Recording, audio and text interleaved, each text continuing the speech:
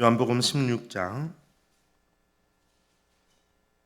23절, 24절 말씀을 다 같이 한 목소리로 함께 읽겠습니다. 23절 말씀 같이 읽겠습니다. 시작.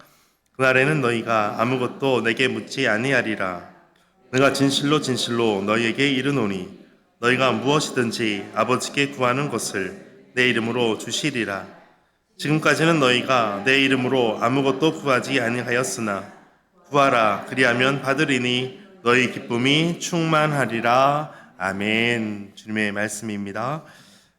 예수님의 이름이 얼마나 위대한지를 많은 사람들이 잘 모르고 살 때가 있습니다. 특별히 믿음의 사람에도 불구하고 예수님의 이름의 능력이 어느 정도의 능력인지, 어느 정도의 가치가 되는지 알 수가 없습니다. 또 그것을 너무나 크기 때문에 모를 수도 있습니다. 너무나 큰 금액이거나 너무나 큰 덩치이거나 너무나 어마어마할 때에는 그것을 가히 측량하지 못할 만큼의 크기 때문에 어느 정도인지 짐작조차 못할 때도 있습니다.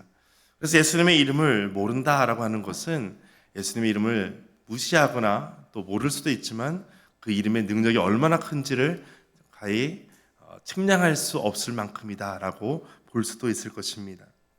오늘 예수님께서 이 말씀을 하시는 것은 이제 예수님께서 승천하시게 되고 부활하시고 그 이후에 다시 오시는 그날까지 예수님의 제자들에게 하시는 말씀이었습니다. 그 날이 되게 되면 너희가 근심하게 될 것인데 그런데 그 근심이 도리어 기쁨으로 바뀌어지게 될 것이다. 그리고 그 모든 어려운 고통들 이제는 다시 기억하지 못하게 될 것이다. 해산할 것이 다가올 때에도 그것이 고통스럽게 다가오겠지만 해산한 이후에는 이제 모든 고통을 다 잊어버리게 될 것이다. 이런 말씀을 하게 됩니다.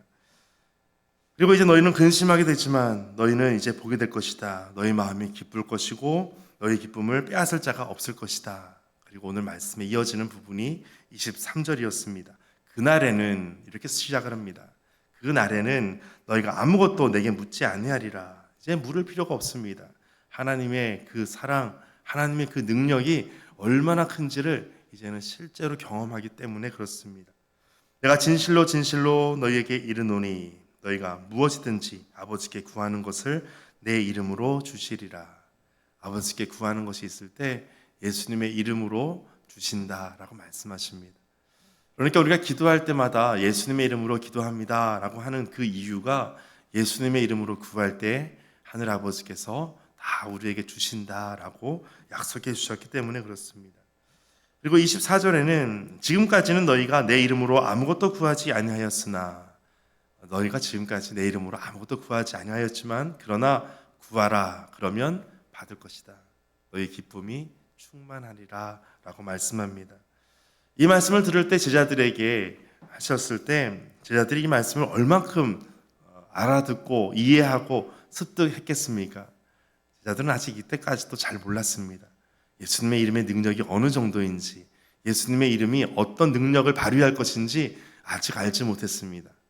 심지어 예수님께서 십자가를 지실 때 예수님을 다 배신했던 제자들이었습니다. 예수님의 이름을 알고 있다면 예수님을 배반할 리가 없습니다. 예수님의 이름을 믿고 있다면 예수님을 끝까지 믿고 달려갔을 것입니다. 예수님의 이름이 어느 정도인지를 잘 알지 못했습니다. 오늘날 믿음의 사람들도 마찬가지입니다. 믿음을 갖고 또 신앙생활하고 교회에서 예배하는 성도들조차도 예수님의 이름의 능력이 얼마큼 큰지를 너무나 잘 모를 때가 많습니다. 여러분 그것을 알고 있다면 우리가 열심히 부르짖기도 하지만 의심할 필요 없이 또 두려움 없이 나아갈 수 있게 될 것입니다. 예수님의 이름이 그 정도의 능력이 되시기 때문에 그렇습니다. 나중에 예수님께서 십자가에 다 돌아가시고 또 부활하시고 승천하시면서 제자들에게 나타나셔서 말씀하셨습니다. 하늘과 땅의 모든 권세를 너희에게 준다라는 말씀을 해주셨습니다. 그리고 사도행전으로 넘어갔을 때 사도행전 3장 6절에 베드로가 성전 미문을 통과하는 중에 나면서부터 안진뱅이였던 사람을 만나게 됩니다. 그리고 은과 금을 구하는 그에게 이렇게 말합니다. 3장 6절 같이 읽겠습니다. 시작. 베드로가 이르되 은과 금은 내게 없거니와 내게 있는 이것을 내게 주노니 나사렛 예수 그리스도의 이름으로 일어나 걸으라 하고. 아멘. 은과 금을 구하는 것이 나면서부터 안진뱅이였던 그 사람이 구할 것은 당연했습니다. 그런데 베드로에게 은과 금이 없었습니다. 그런데 은과 금이 없는 것으로 좌절하지 않습니다. 왜냐하면 자신에게 있는 것이 있기 때문이죠. 내게 있는 이것을 너에게 준다. 그것은 바로 나사렛 예수 그리스도의 이름으로라는 것입니다. 예수님의 이름의 능력을 비로소 이제야 깨닫게 된 것입니다.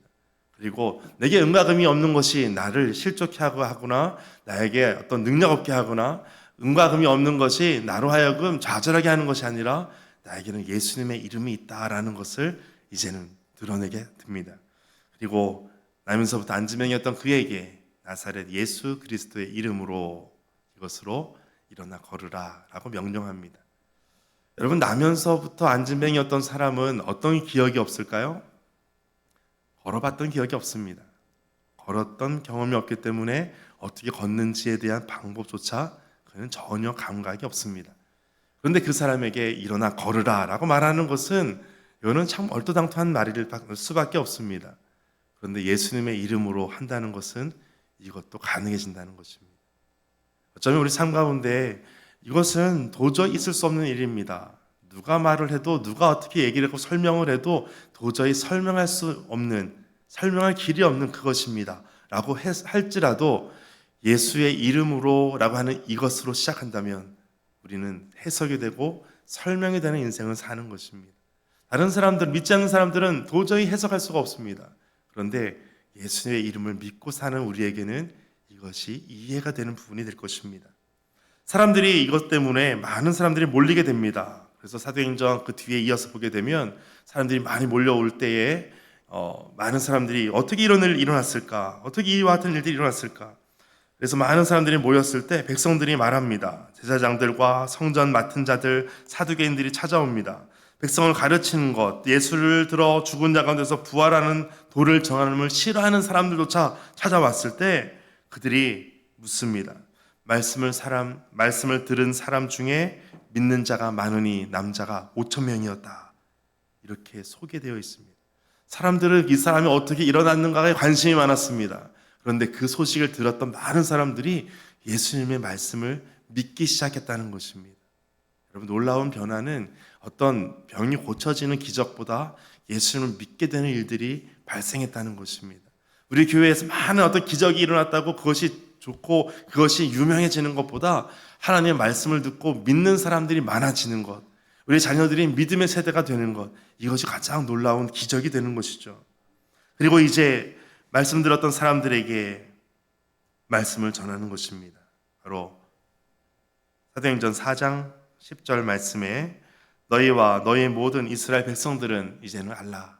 너희가 십자가에 못 박고 하나님이 죽은 자 가운데서 살리신 나사렛 예수 그리스도의 이름으로 이 사람이 건강하게 되었고 너희 앞에 섰다라고 설명합니다. 다른 어떤 이유를 들지 않습니다. 좋은 의사를 만났다, 또 수술이 잘 됐다, 그렇게 말하지 않습니다. 나사렛 예수의 이름으로라는 것입니다. 나사렛 예수의 이름으로 일어서게 되었다, 건강하게 되었다, 그리고 그것을 들은 많은 사람들이 믿게 되었다라는 것입니다. 여러분, 오늘 기도할 때에 하나님, 우리가 예수의 이름의 능력을 믿고 오늘도 부르짖고 나가기를 원합니다. 예수의 이름으로 오늘 선포하며 우리 모든 삶 가운데 하나씩 믿음으로 선포하는 기도를 오늘 했으면 좋겠습니다. 예수의 이름으로 더 온전히 더 믿음으로 서게 하여 주옵소서.